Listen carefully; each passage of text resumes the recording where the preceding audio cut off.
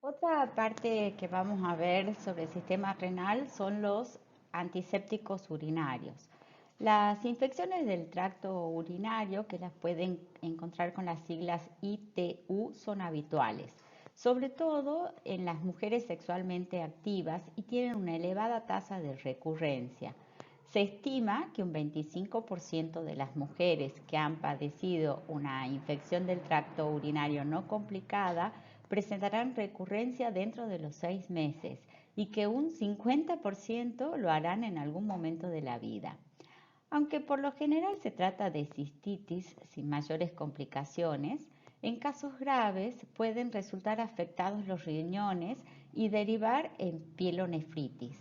Los síntomas más característicos de las infecciones de tracto urinario son la disuria, la polaquiuria, la hematuria y el dolor suprapúbico, aunque también se producen casos asintomáticos. El agente causal más común es la Escherichia coli. Para el tratamiento de las infecciones del tracto urinario se indican antibióticos orales como trimetoprim, sulfamethoxazol, nitrofurantoína, levofloxacina, ciprofloxacina, etc. La profilaxis de las infecciones del tracto urinario recurrentes incluye diversas medidas, entre ellas el cambio de método anticonceptivo, en especial en el caso de usuarias de diafragma, el aumento de la ingesta de líquidos, la micción luego de las relaciones sexuales y la terapia vaginal con estrógeno. Otras estrategias profilácticas involucran el uso de antisépticos y antibióticos. Los medicamentos antisépticos urinarios son aquellos fármacos que combaten las infecciones provocadas por bacterias en las vías urinarias y que pueden ser usados en organismos vivos. Los antisépticos urinarios evitan las infecciones en el tracto urinario, desde la uretra hasta el riñón, porque su concentración en la orina tiene un efecto bacteriostático, o sea, imposibilitan el crecimiento de las bacterias. ¿Qué son las quinolonas? Las quinolonas, que ya vieron en antibióticos, son sustancias bacteriostáticas obtenidas por síntesis química que impiden el crecimiento de las bacterias. Su mecanismo de acción inhibe a la ADN girasa impidiendo su replicación. Son medicamentos usados para tratar infecciones urinarias.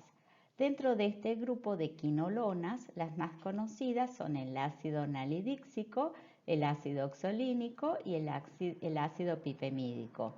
No deben usarse en el embarazo y, salvo excepciones, no son adecuadas para los niños. El ácido nalidíxico es activo para bacterias gram negativas. A concentraciones menores actúa como bacteriostático, es decir, inhibiendo el crecimiento y por ende la reproducción bacteriana sin matar al organismo. Pero a concentraciones más elevadas actúa como bactericida, es decir, que las mata a las bacterias. Se presenta en comprimidos de 500 miligramos y suspensión de 125 miligramos cada 5 mililitros. La dosis oral es de un comprimido o una dosis cada 6 horas durante 2 semanas. Las dosis de mantenimiento son de 500 miligramos también cada 6 horas, siendo la dosis máxima diaria de 4 gramos por día. Pero hay otro grupo dentro de estas quinolonas que son las fluorquinolonas o quinolonas fluoradas, que son quinolonas a las que se les ha añadido un átomo de flúor. Su ventaja frente a las quinolonas sin flúor es que son eficaces, además de para las infecciones del tracto urinario, para infecciones digestivas de los órganos genitales o del sistema respiratorio. Son medicamentos adecuados para tratar la prostatitis crónica, la cistitis, la uretitis, la pielonefritis, la salmonelosis, la diarrea del viajero, la shigelosis o para combatir la Yersinia enterocolítica. también en algunas infecciones óseas como la osteomielitis. Los componentes más conocidos del grupo de la fluoroquinolona son la norfloxacina, ciprofloxacina y levofloxacina. La norfloxacina está emparentada químicamente con las anteriores. Esta fluoroquinolona tiene características farmacológicas muy diferentes, ya que es activa frente a todas las bacterias gram negativas, incluida la Pseudomonas aeruginosa. Es algo menos potente frente a gram positivas, pero el gradiente de concentraciones efectivas es mucho menor que con el ácido nalidíxico y por lo tanto fácilmente alcanzables. Norfloxacina es eficaz contra Salmonella, Shigella y otros patógenos entéricos. Neisseria es también muy sensible.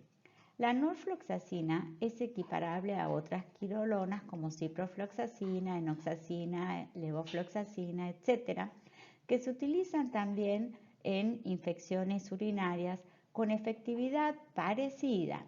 Sin embargo, sus características farmacocinéticas hacen que, a diferencia de las otras, no se alcancen niveles sanguíneos suficientes para tener utilidad en infecciones sistémicas.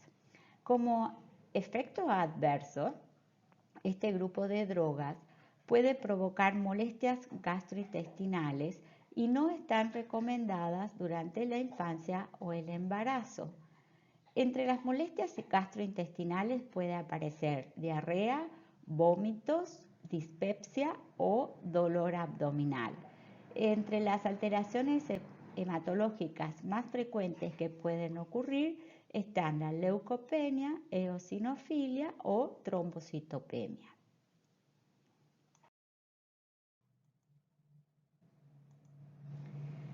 Entre las sulfonamidas, también consideradas como bacteriostáticos, tienen un mecanismo de acción de antagonismo competitivo con el ácido paraaminobenzoico, o PABA, que es un componente esencial en la síntesis de ácido fólico.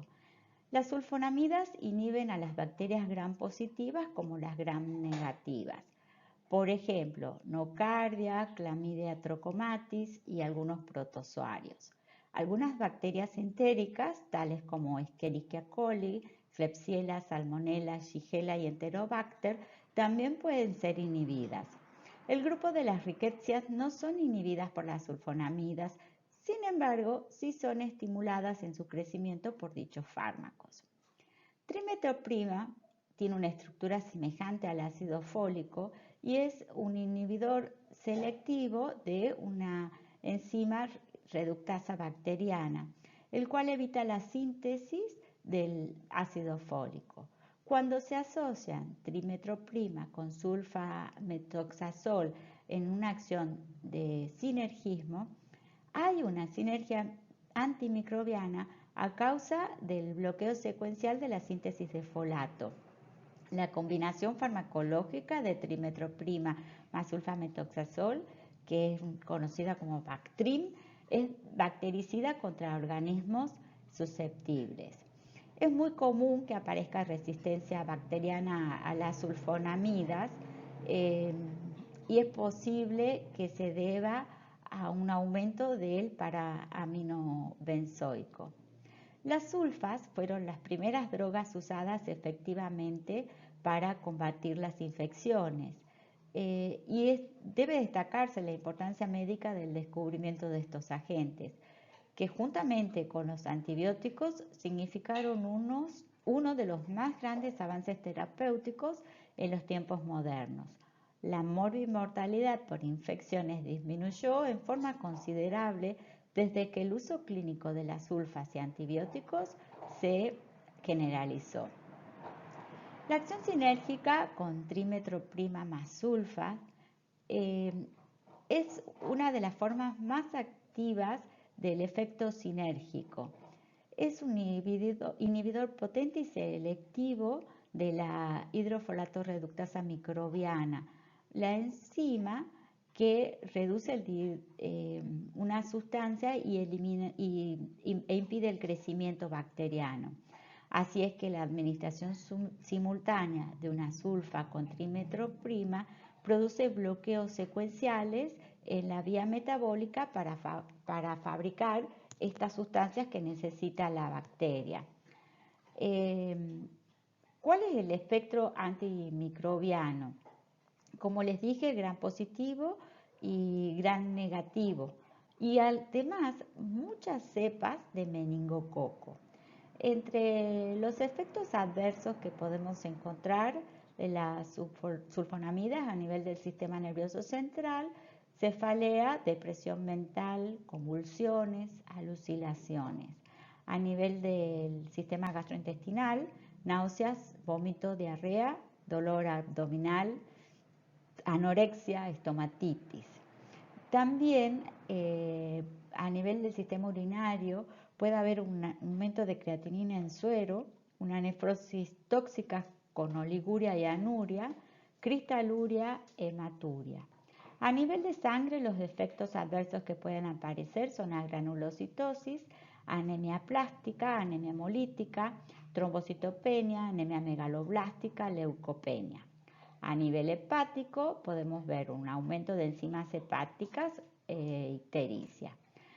El efecto adverso a nivel piel puede ser un exantema generalizado o un eritema multiforme o síndrome de Stevens-Johnson, una necrólisis epidérmica, dermatitis exfoliativa, fotosensibilidad, urticaria, prurito.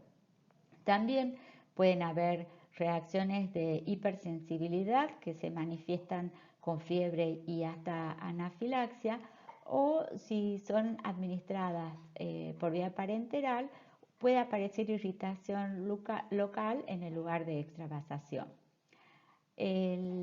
La trimetoprima también provoca efectos a nivel de todos los sistemas que he mencionado. En caso de sobredosis, puede aparecer mareos, somnolencia, cefalea, inconsciencia, anorexia, dolor abdominal, náuseas y vómitos.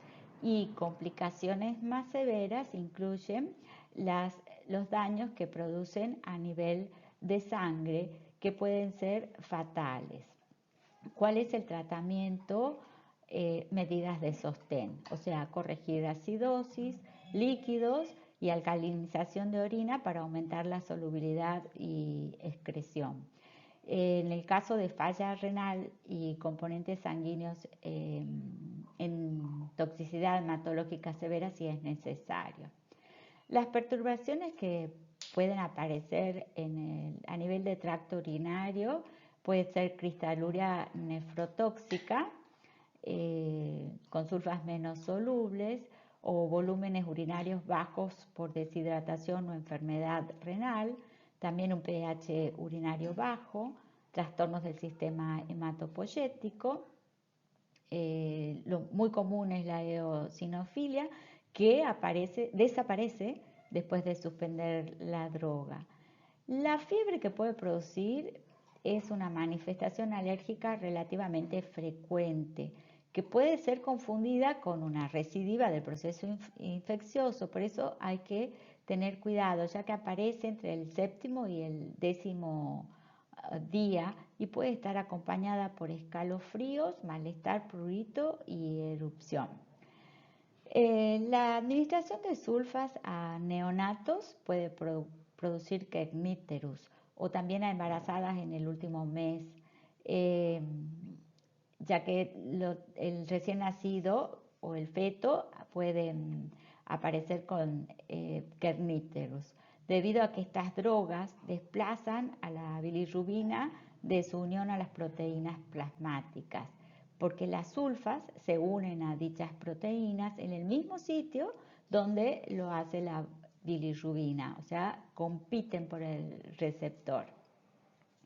El uso terapéutico entonces está reservado a infecciones urinarias, sobre todo de la familia coli, a pielonefritis aguda, cistitis agudas y crónicas, infecciones recurrentes, infecciones de las vías respiratorias, que en general se utilizan combinadas con trimetroprima, enotitis media, sinusitis, bronquitis crónica debida a Haemophilus influenzae y Streptococcus pneumoniae. La combinación de sulfametoxazol más trimetroprima es de primera elección en las neumonías graves causadas por Pneumocystis carinii en pacientes inmunodeprimidos.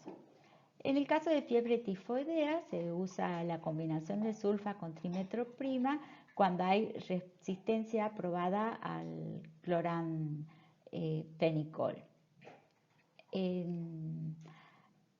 Otros usos tópicos no se recomiendan debido al riesgo de producir sensibilización alérgica.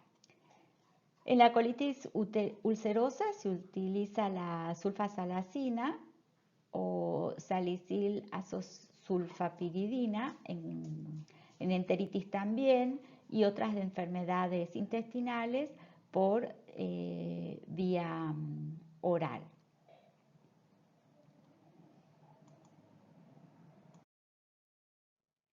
Respecto a la nitrofurantoína, interfiere con el metabolismo de los carbohidratos e impide que se forme la pared celular. Se presenta en tabletas de 50 y 100 miligramos y en suspensión de 25 miligramos por mililitro. La dosis en adultos y adolescentes es de 100 miligramos cada 6 horas durante 7 días. En niños mayores de un año, 1,25 a 1,75 miligramos por kilogramo de peso del niño cada 6 horas, pero no deben superarse los 7 miligramos por kilogramo por día. La nitrofurantoína es un antimicrobiano sintético que dentro de las bacterias susceptibles los convierten en metabolitos oxidantes. Su espectro antibacteriano útil incluye a los patógenos aeróbicos comunes del tracto urinario como Escherichia coli, Enterococcus, Staphylococcus y algunas cepas de Klebsiella y Enterobacter, especies que a la fecha no han desarrollado resistencia, por lo que es muy seguro su uso. También puede usarse en Pseudomonas serratia y la mayor parte de las cepas de Proteus y Klebsiella. Hay que tener cuidado porque son resistentes naturales. En las vías urinarias bajas, la nitrofurantoína puede alcanzar concentraciones bactericidas y es mucho más activa si la orina es ácida. Se absorbe bien en el tubo digestivo y su biodisponibilidad mejora con las comidas, por lo que la indicación debe ser administrarse junto con las comidas. Es de elección en el tratamiento y prevención la nitrofurantoína de las infecciones de vías urinarias bajas provocadas por gérmenes gram positivos y gram negativos susceptibles. Está contraindicado en casos de hipersensibilidad, en insuficiencia renal, en embarazo a término, en parto y en los recién nacidos. Entre las reacciones adversas que pueden aparecer son molestias gastrointestinales, náusea, flatulencia, vómito, anorexia, diarrea, dispepsia, estreñimiento, dolor abdominal. También puede haber cefalea o coloración marrón de la orina. Al paciente se le debe advertir entonces que lo tome junto con los alimentos o con leche a la nitrofurantoína. Durante el tratamiento se debe tomar abundante jugo o agua de frutos cítricos. Y si hubiese fiebre, dolor torácico, tos no productiva o dificultad para respirar, es muy importante avisarle al paciente que debe comunicarse de manera urgente con el médico.